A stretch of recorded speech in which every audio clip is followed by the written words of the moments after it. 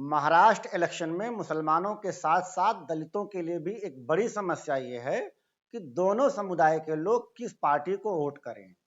एक तरफ प्रकाश अंबेडकर दलित लीडरशिप के लिए एक जमाने से संघर्ष कर रहे हैं, लेकिन अभी तक कोई खातिर खा रिजल्ट नहीं निकला। जबकि दूसरी जानिब दलित मुस्लिम इत्तेहाद की गुहार लगा रहे ओवैसी भी मैदान में हैं। दलित लीडरशिप के खात्मे के साथ ही मुस्लिम लीडरशिप की मांग पूरे मुल्क में हर गुजरते दिन के साथ जोर पकड़ रही है।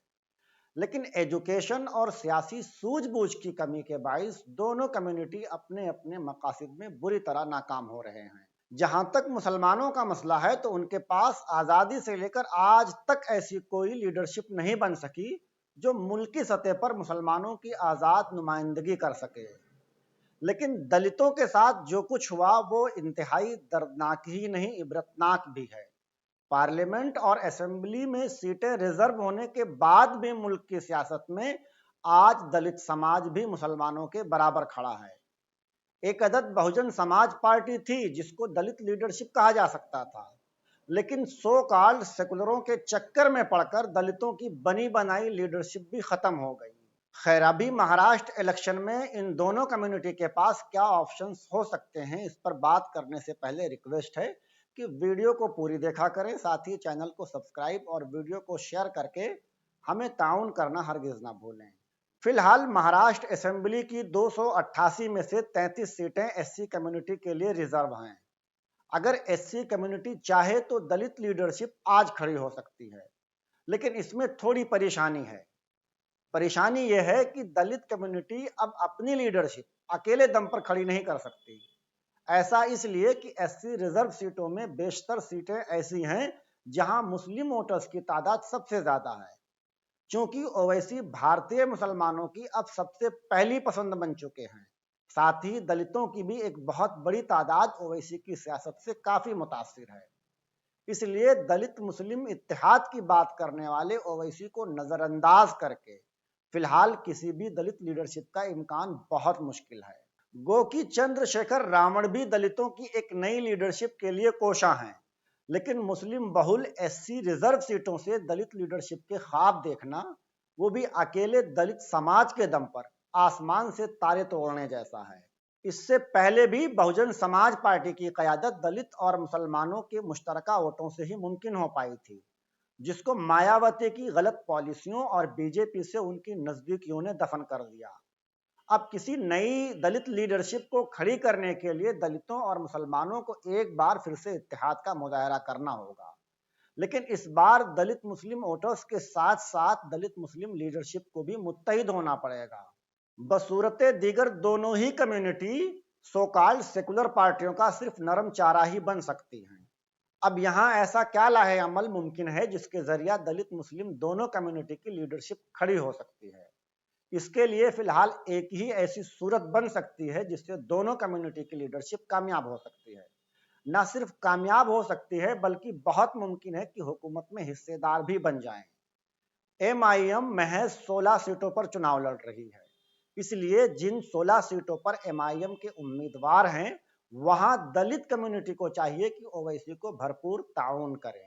अगर मुमकिन हो सके तो खुद प्रकाश अंबेडकर सारे गिले शिकवे भुलाकर एमआईएम की हिमायत का ऐलान करें।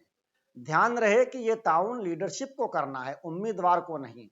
उम्मीदवार दलित है या मुस्लिम ये नहीं देखना है, बस लीडरशिप को ध्यान में रखकर वोट करना है।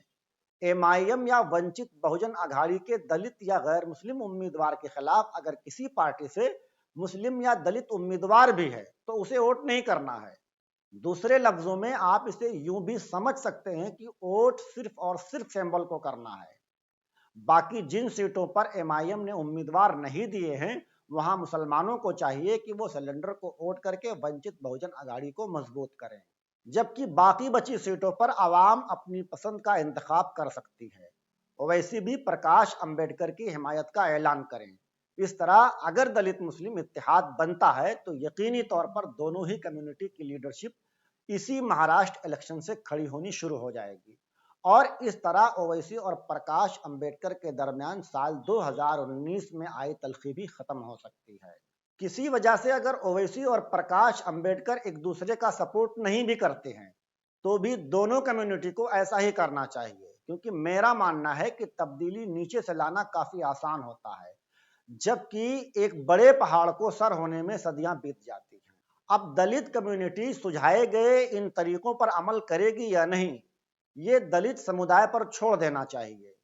लेकिन मुसलमानों को यह बात नहीं भूलनी चाहिए कि भारत की राजनीति में आपकी हैसियत एक अछूत की है। इसलिए दलित आपके साथ आता है या नहीं, इससे कहीं ज्यादा इंपॉर्टेंट यह है कि आप अपने साथ कितनी मजबूती से खड़े हैं।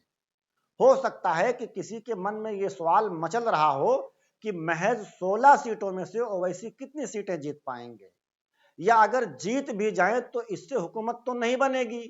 कहीं ना कहीं ये बात दुरुस्त भी है कि महज 16 में से कुछ सीटें जीत भी जाएं तो इससे हुकूमत तो नहीं बनेगी। लेकिन यहां ये बात नहीं भूलनी चाहिए कि हुकूमत भले ही ना बना पाए, लेकिन हुकूमत में हिस्सेदार तो जरूर बन सकते हैं। और अगर हिस्सेदारी भी नहीं मिलती है तो कम अज कम एक मजबूत अपोजिशन का किरदार तो हर हाल में निभा ही सकते हैं। अगर अभी भी मेरी बात समझ में नहीं आई है तो साल 2024 के पार्लिमानी इलेक्शन के रिजल्ट को एक बार फिर देख लीजिए। चंद्रबाबू नायडू और नीतीश कुमार की पोजीशन से कुछ सबक हासिल कीजिए और अपनी अलग सियासी पहचान बनाइए। फिलहाल इस रिपोर्ट के बारे में आपकी अपनी क्या राय है, कमेंट सेक्शन में हमें जरूर बताएं।